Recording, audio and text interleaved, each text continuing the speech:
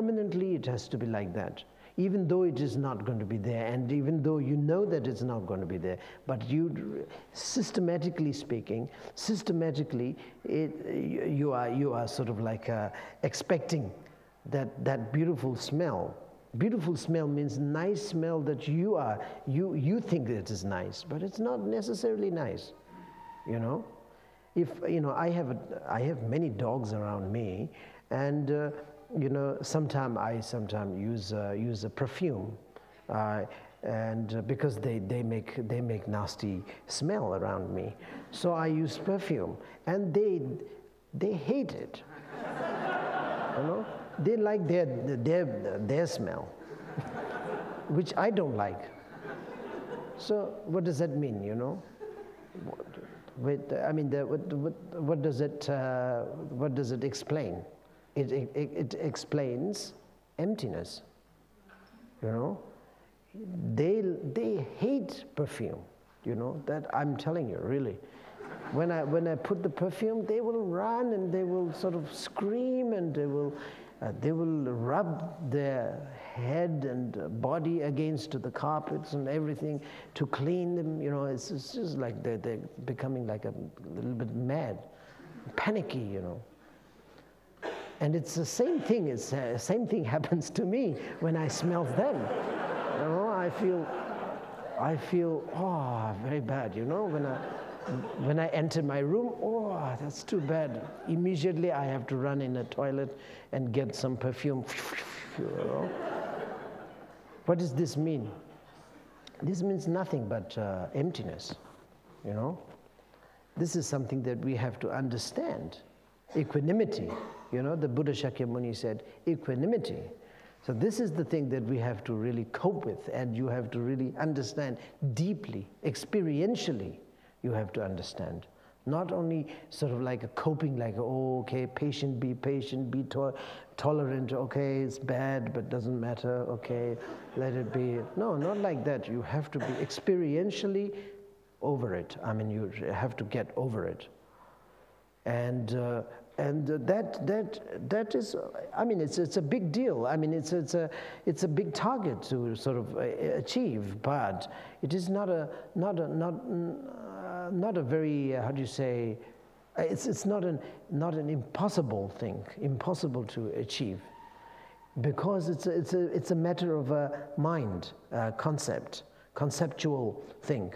It's still like mind, So it's very much depends upon what sort of message you send to your mind, and you if you could manage to send the message to your mind or to your system, say that it's okay, it doesn't matter, it's in the emptiness or something like that. You should give yourself a little bit of teaching, and then you will be familiarized. You will be gradually, not that one day, like one night, no, but over a few nights or a few weeks or a few months, you will be familiarized.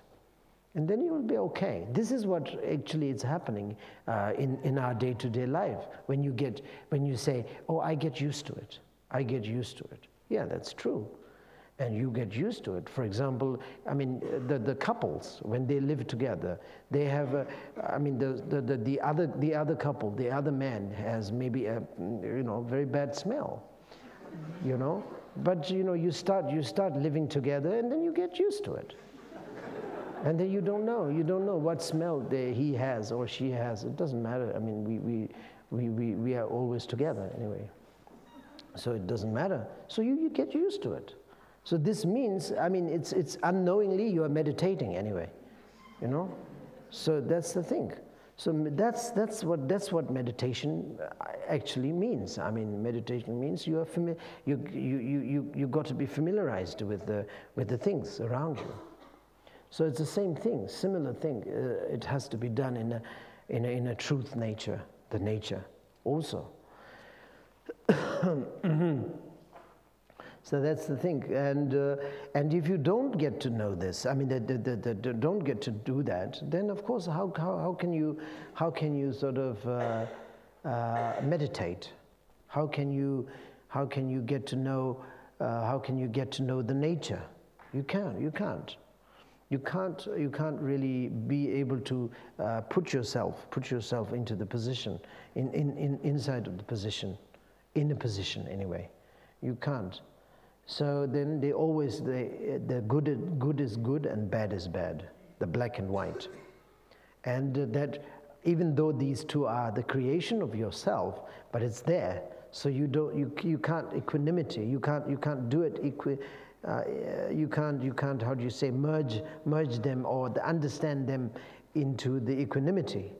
So if you do not manage to do this, until you manage to do this, to put it into the equanimity, there's no way to get the understanding of shunyata or the nature. The nature is the equanimity. That's the thing. So therefore, after you're getting a little bit of notion of equanimity, then your life will be more relaxed, more understanding, more loving, more cheerful, more charming, and more acceptable, acceptance, more acceptance in your life. So, for example, if in my case, I will come in my room and then I smell, I smell it and then I smile at the same time, it's okay. So it's like, I can take it, even though I feel it's disgusting, but still I will accept it. And then later on, maybe I will slowly, let's say within maybe 13, 15, 20 minutes, then I'll go to the toilet and then grab one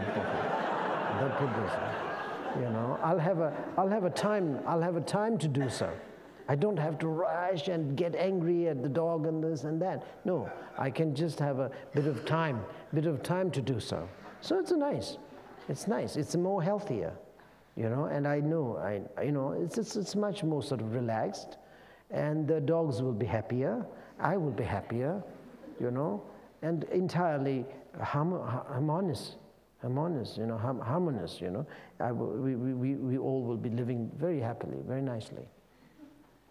So this is the thing. This means that I know a little bit of teaching of the Lord Buddha, or the teaching of Lord Buddha doesn't need to be Lord Buddha. I mean, the teaching of nature is the one thing that is a little bit, it's in my system. So now that helps a lot, So this is the thing. That kind of teaching or meditation need to be done by everybody in this world. That's the point it's missing in this world. So therefore, we all, the entirely, universally, we all are talking very highly about the peace, resolution, peace. We need a peace. But where is the peace, actually? We don't have a peace. Why? Because we don't know the thing that it has to be equanimity. We don't have that. We don't have that in our system, or in our knowledge at least. Therefore, there's no peace. There's nothing, because everything is very much irritating. Everything is irritating, and everything, whatever this person, he or she does, is very irritating to me. And there will be a time that whatever I do is also irritating to me. So now what to do? And everything, whole world gets very irritated. Irritated, and also a whole world creates irritation to me. So then now there's no peace. There's no peace. There's no happiness. There's nothing. I'm constantly angry. They are constantly angry. You are constantly angry. So we are constantly angry, basically. This is what is happening in this world right now, as it is right now. We investigate. We check ourselves, and we check the people and the friend, and the people around you. You can check, and basically we all are angry. Basically, not some of them are more angry, some of them are less angry, but we are angry. Why? Because everything is irritating us.